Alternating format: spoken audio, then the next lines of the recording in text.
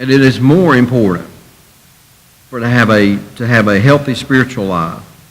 And furthermore, to the churches of Galatia. By the way, Philippians and Galatians, they tend to ring together. They sound a lot like each other. They have a lot of the same messages to the people that are listening. In Galatians chapter 2, that's actually supposed to be verse 20 and 21. I'm crucified with Christ. It's not, nevertheless I live, yet not I, but Christ lives in me. And he makes the point that if he were to pass on from this life and meet Christ today, that would be great gain. I don't think we think that. I don't think we think that at all. Oftentimes I've made light of the issue, and people say, I want to go to heaven, but, I don't want to take the next train. I'll hang out here on earth a while. But certainly our spiritual lives are more important than our physical lives. Another thing that we learn in the message of John chapter 11 is that we see the compassion and love of Jesus. Now, I'm going to read from the text, and it's not that long of a read, but just bear with me, and then we'll get down to where we need to be as we learn about the compassion and love of Jesus Christ.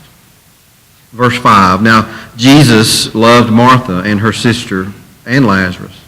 So when he heard that he was sick, he stayed 2 more days in the place where he was. Then after this, he said to the disciples, let us go to Judea again.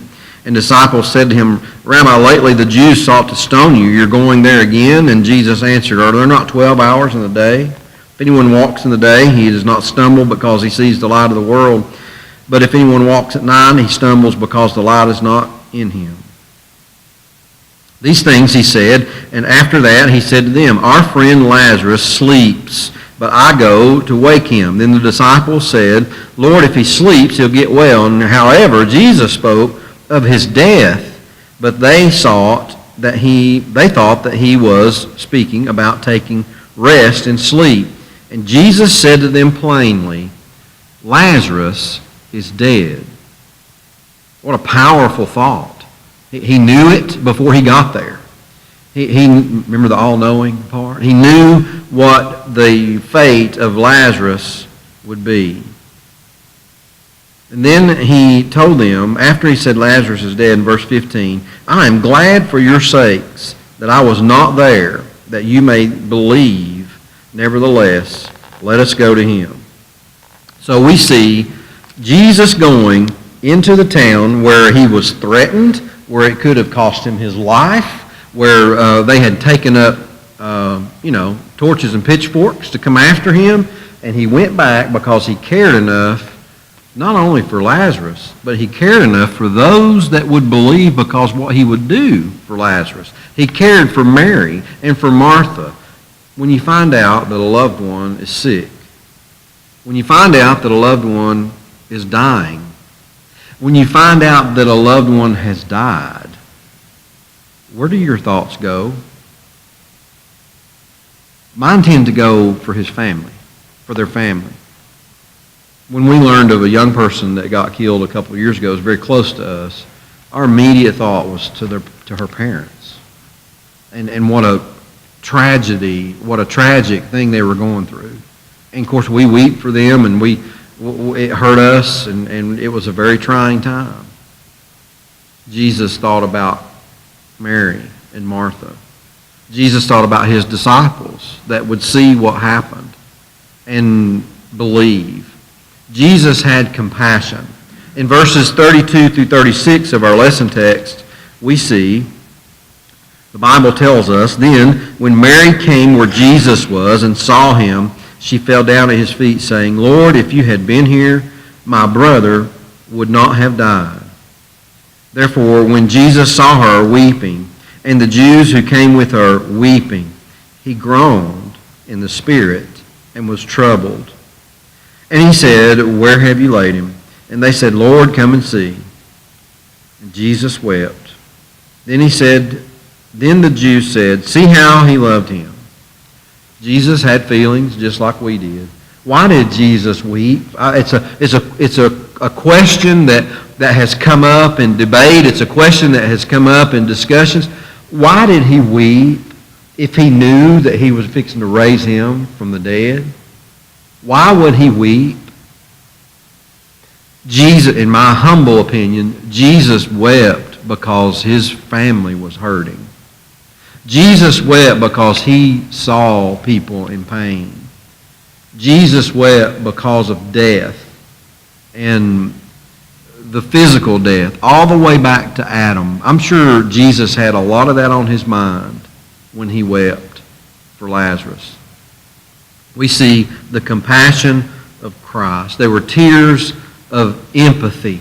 In Hebrews chapter 4 and verse 15, the Bible teaches us that we do not have a high priest that cannot sympathize with the things that we've been through. He has been tempted in every way, just as we have. He has lost loved ones. He has been tempted by the devil with riches, fame, food, and everything else.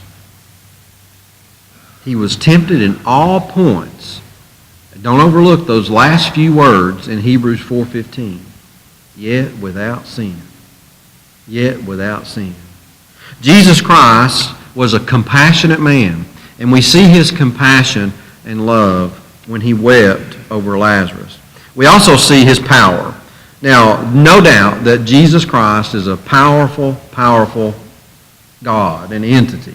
We see his power. In John chapter 11, the raising of Lazarus, like I said, is a crescendo that comes out. And when you read this as a narrative or a story all the way through, from the very beginning of John to this point, you see a rising up and a high point in the life of Christ. Verse 38 in John 11, then Jesus again, groaning in himself, came to the tomb. It was a cave, and a stone lay against it. Jesus said, take away the stone. Martha, the sister of him who is dead, said, Lord, by this time there's a stench, for he's been dead for 4 days.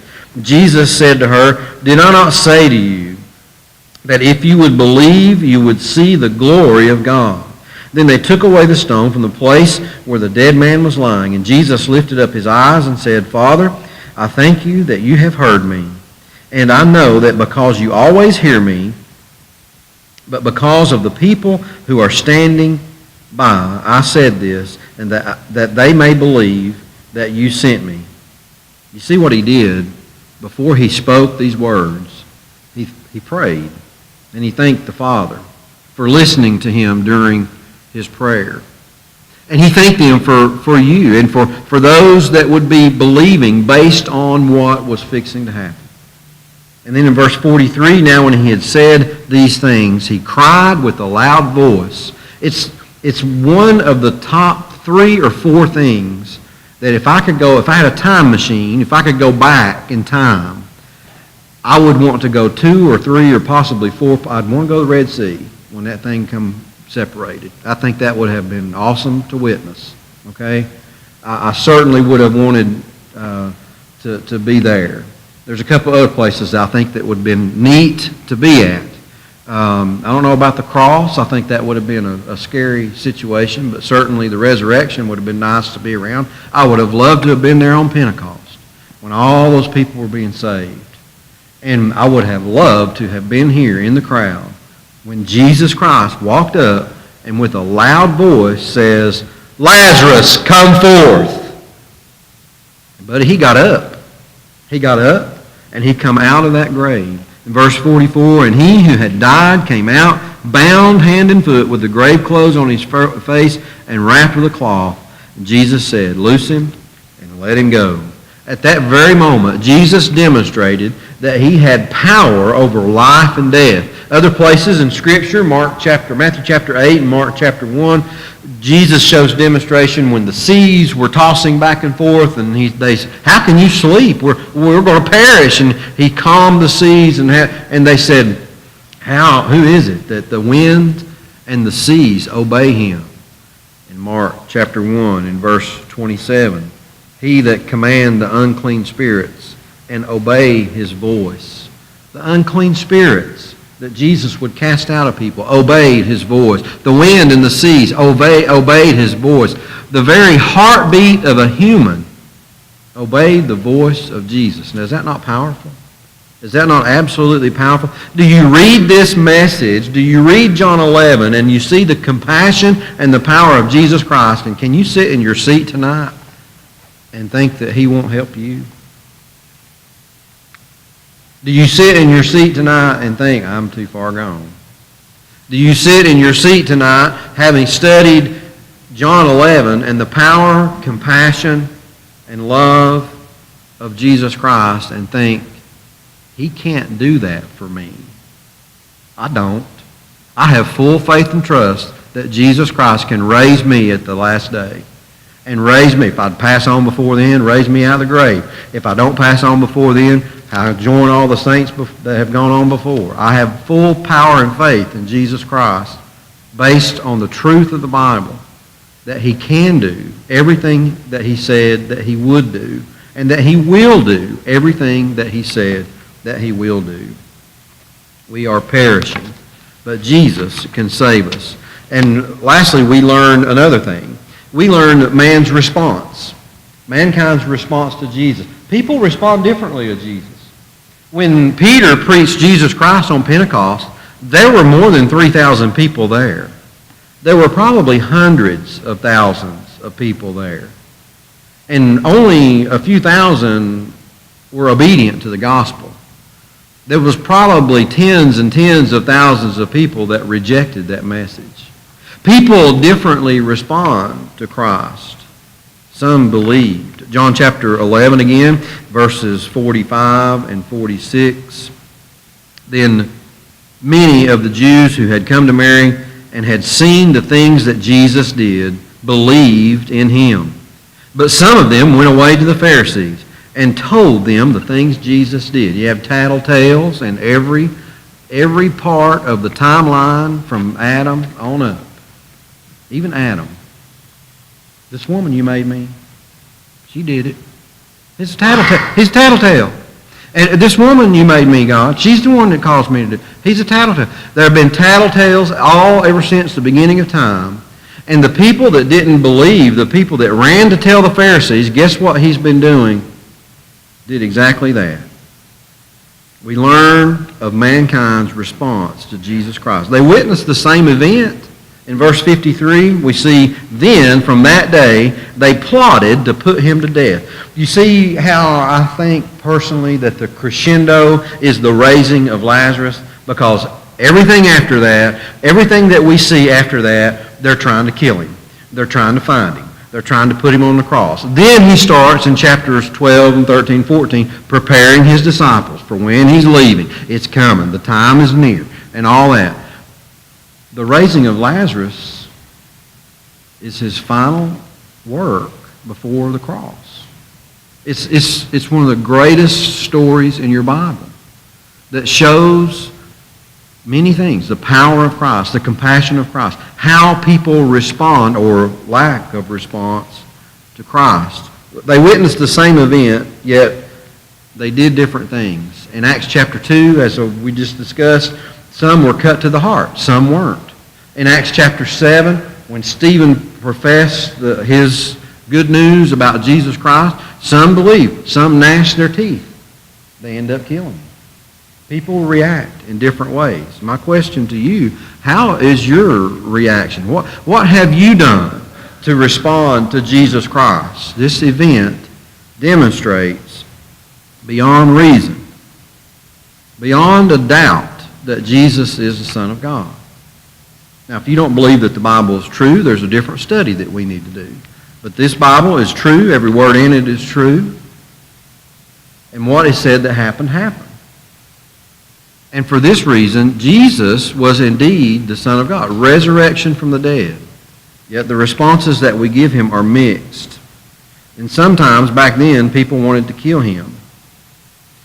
Preachers preach week after week, month after month, year after year. Everybody in this room tonight might be saved. I don't know. I know that many of you are.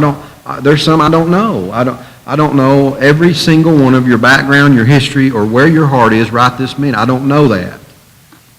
But I do know this. Every time you hear the gospel, every time you hear the message, every time you have the opportunity, consider what Jesus Christ has done for you. Consider the power that he has to heal people from sin. Consider the resurrection and the power of the resurrection. Have you responded to that? Are you obedient? Have you been obedient to the gospel? Have you confessed his great name? Do you wish to do so? Maybe it is, and I'm certain that it is, that many of you have done that in the past.